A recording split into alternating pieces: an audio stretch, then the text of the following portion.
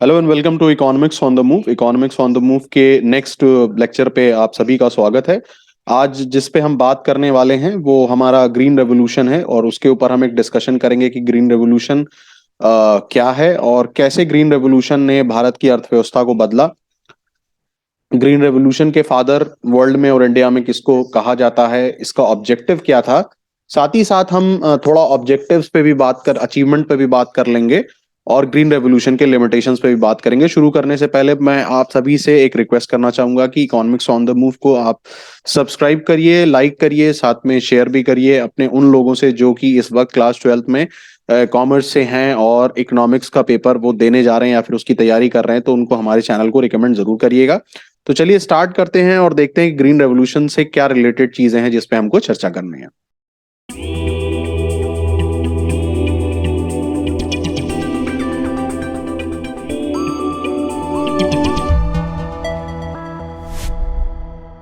Okay so सबसे पहले हम बात करते हैं ग्रीन रेवोल्यूशन की, उसके ऊपर थोड़ा चर्चा कर लेते हैं।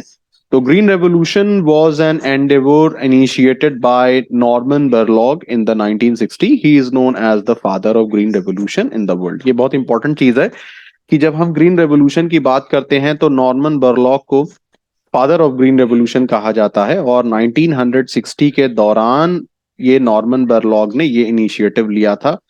कहाँ पे इनिशिएटिव लिया था? याद रखिएगा कि ये इनिशिएटिव लिया था नॉर्मन बोरलॉग ने मैक्सिको में। Okay, so this initiative of green revolution led him to winning the Nobel Prize in 1970 for his work in the developing high yielding variety of seed। ये बहुत इंपॉर्टेंट चीज थी कि Norman Borlaug को जिस चीज के लिए नोबेल प्राइज मिला था वो high yielding variety of seed था, जिसने कहीं ना कहीं एग्रीकल्चर के प्रोडक्शन में बहुत इंपॉर्टेंट रोल प्ले किया था। यानी हम कह सकते हैं कि एग्रीकल्चर का जो प्रोडक्शन बढ़ा था उस प्रोडक्शन को बढ़ने में high yielding variety of seeds का बहुत बड़ा रोल था। Okay, in India the green revolution was mainly led by M S Swaminathan. यानी अगर father of green revolution in India पूछेगा तो याद रखिएगा कि एम एस स्वामीनाथन इसमें थे। Okay, the green revolution resulted in a great increase of production of food grain, especially wheat and the rice, due to the introduction into developing countries of new high-yielding variety of seed beginning in the 20th century।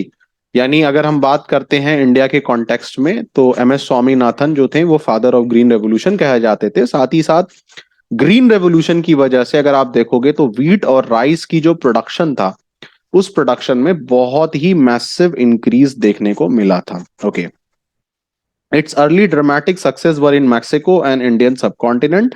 The Green Revolution is spreading over the period from 1967-68 to 77-78 change India's status from a food deficient country to one of the world's leading agricultural nation। यानी एक वक्त था कि जब हम कह सकते हैं कि जो हमारा एग्रीकल्चर का प्रोडक्शन था ये प्रोडक्शन काफी खराब था, लेकिन उसके बाद एक दौर ऐसा आया कि हम एक फूड डेफिशिएंट कंट्री से हम कहीं ना कहीं एक सरप्लस कंट्री की पोजीशन में पहुंच चुके थे, सरप्लस कंट्री की पोजीशन में पहुंच चुके थे। तो ये बात हमको याद रखना है ग्रीन रेवोल्यूशन के पॉइंट ऑफ व्यू से। अब देखिए अगला जो हमको डिस्कशन करना है वो ये है कि ग्रीन रेवोल्यूशन का क्या ऑब्जेक्टिव था। तो इसके अपने कुछ शॉर्ट टर्म ऑब्जेक्टिव थे, कुछ लॉन्ग टर्म ऑब्जेक्टिव थे। शॉर्ट टर्म ऑब्जेक्टिव में क्या थे कि the green revolution was launched to address India's hunger problem which arise in the second 5 year plan। यानी ये जो सेकेंड 5 year प्लान, यानी जो पहला प्लान था वो हमारा 1952 से 1957 था और दूसरा प्लान 1957 से 1962 के करीब जो रहा है, उस 5 year प्लान को एड्रेस करने के लिए ग्रीन रेवोल्यूशन को स्टार्ट किया गया था या फिर ये इनिशिएटिव लिया गया था। ओके, लॉन्ग टर्म की बात करें तो the long term objective include agricultural modernisation based on rural development, industrial development. यानी अगर हम बात करें कि लॉन्ग टर्म ऑब्जेक्टिव क्या था तो लॉन्ग टर्म ऑब्जेक्टिव में याद रखिएगा कि एग्रीकल्चर को पूरा रिवाइव करना था, उसको मॉडर्नाइज करना था, टेक्निकली उसको एडवांस करना था। ये एक लॉन्ग टर्म ऑब्जेक्टिव रहा था।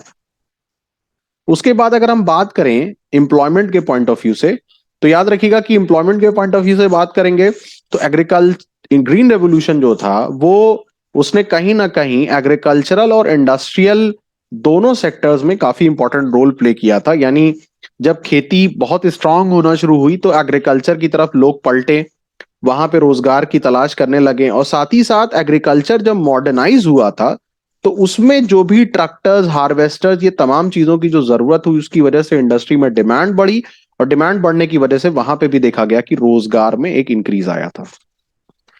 ग्लोबलाइजेशन ऑफ एग्रीकल्चरल वर्ल्ड, ये एक इंपॉर्टेंट चीज थी कि the developed countries of the world transferred agricultural technology to the non industrial और डेवलपिंग कंट्रीज।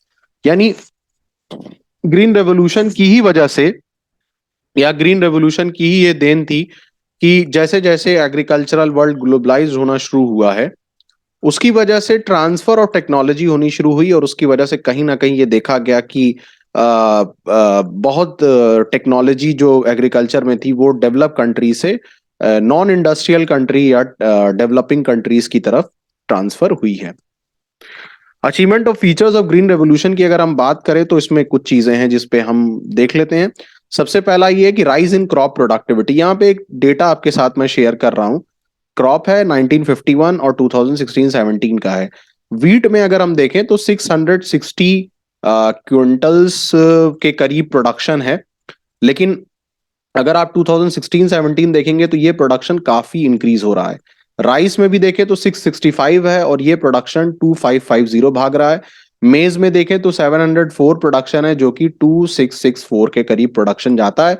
यानी 1951 से 2016-17 अगर हम देखते हैं तो एक बहुत ही हाई प्रोडक्टिविटी का दौर था, एक बहुत ही हाई प्रोडक्टिविटी का दौर था, या फिर ये कहा जाए कि एग्रीकल्चर में एक बहुत ही मैसिव पॉजिटिव चेंज देखने को मिला था, बहुत ही पॉजिटिव चेंज देखने को मिला। दूसरा, shift from subsistence farming to commercial farming. Subsistence farming वो फार्मिंग होती है जिसमें आप सेल्फ कंजप्शन के लिए एग्रीकल्चर करते हो, सेल्फ कंजप्शन के लिए। और कमर्शियल फार्मिंग जो होती है वो आपकी प्योर, एक तरीके से मनी, प्योर मनी से रिलेटेड फार्मिंग होती है। So substantial farming has generated an option for the farmers to start generating marketable surplus। यानी कहीं ना कहीं हम देखेंगे कि it is because of the green revolution कि फार्मर्स बड़े पैमाने पे सब्सिस्टेंस फार्मिंग से कमर्शियल फार्मिंग की तरफ बढ़ चुके थे। यहाँ पे एक फॉर्मूला है कि marketable surplus is equal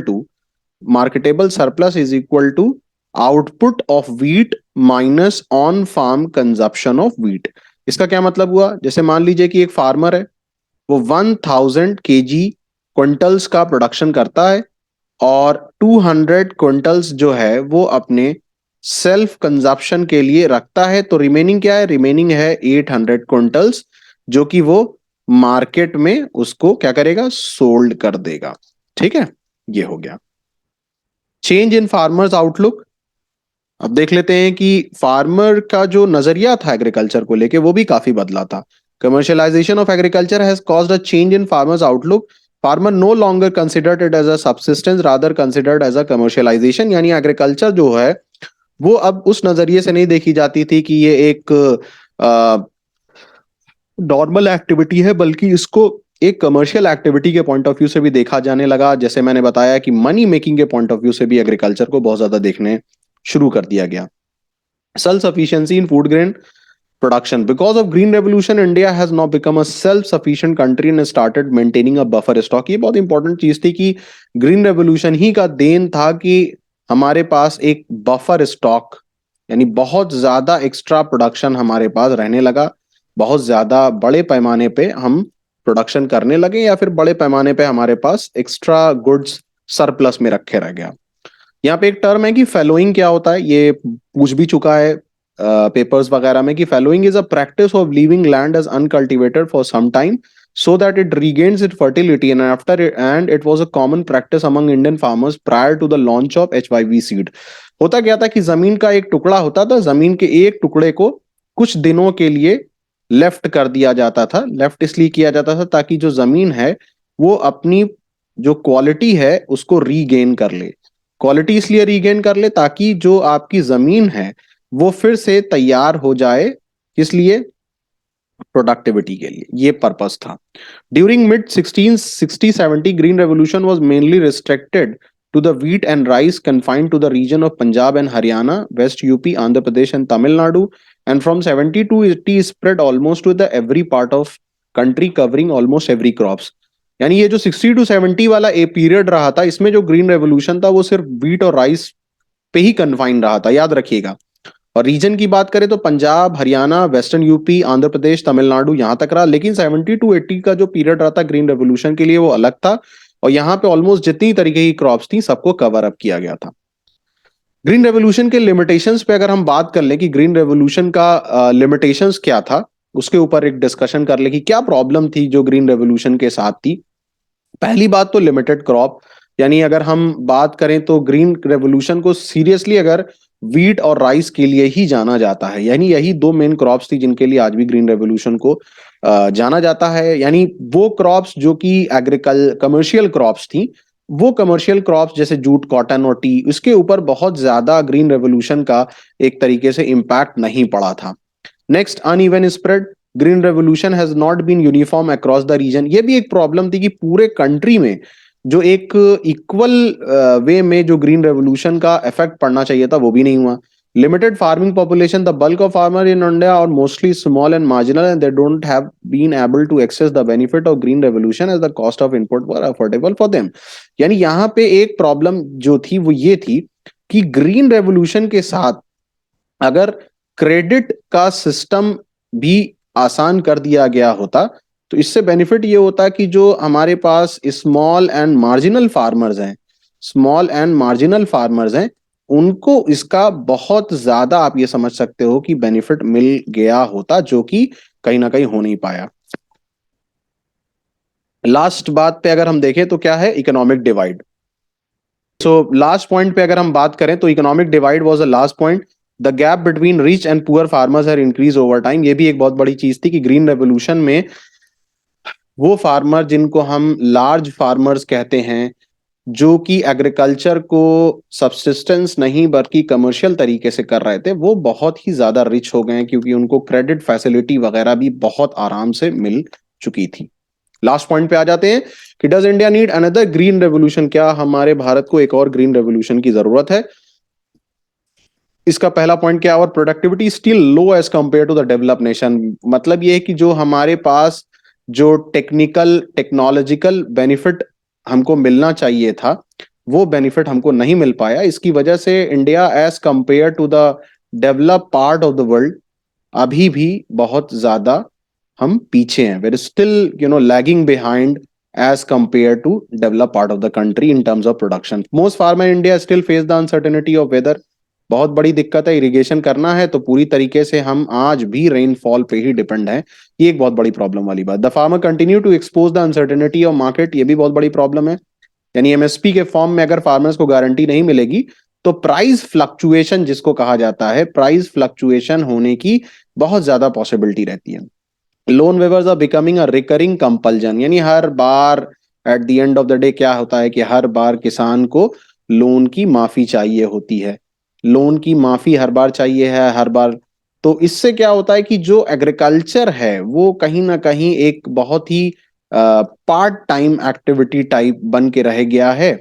agriculture एक फुल टाइम जो एक्टिविटी है वो कहीं ना कहीं नहीं हो पाई है। So that was all about relating to the green revolution, जिसमें हमने ग्रीन रेवोल्यूशन के ऊपर बात किया, ऑब्जेक्टिव्स पे बात किया, कुछ अचीवमेंट पे बात किया, कमियों पे बात किया कि ग्रीन रेवोल्यूशन की क्या कमियां हैं, और साथ ही साथ हमने ये भी बात किया कि क्या इंडिया को एक और ग्रीन रेवोल्यूशन की जरूरत है।